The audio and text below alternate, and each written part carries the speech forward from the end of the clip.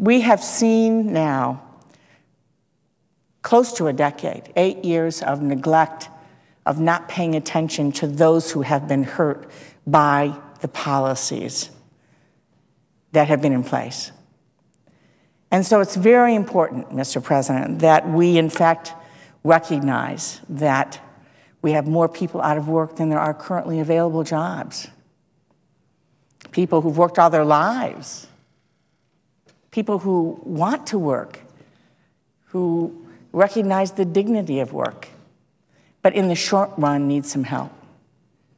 And part of this package needs to address that as well, whether it's unemployment insurance, whether it's food assistance, whether it's help with health care during transition, whether it's addressing those who have lost their jobs because of trade.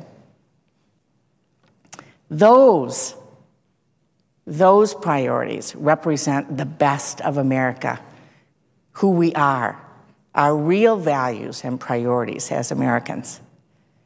Understanding that we are in a global economy and that transition at best, even if everything was going well, even if every policy was going well, has created pain and suffering for those caught in the middle. And unfortunately, because of a series of policies, whether it's not enforcing our trade laws fairly, whether it's not addressing health care or seeing the cutbacks in education and so on, too many people have been hurt and need some help. Too many people have been hurt in the last 8 years.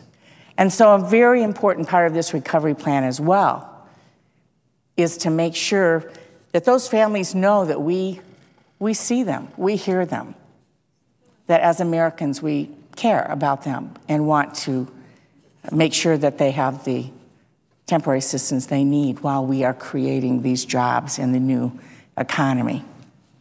There's a lot of work to do, Mr. President, as we all know. And I would just conclude by saying that while we may not know how long it will take for us to move out of this deep hole that we have been placed in terms of job loss and deficits and so on, here's what we do know. The same thing has been tried for 8 years, and things have only gotten worse every year. So those who would argue that we should have more of the same, I think, find themselves in a difficult position because the American people want change.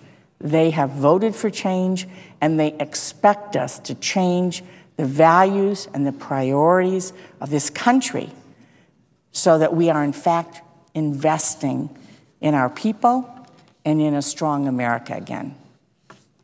Thank you, Mr. President.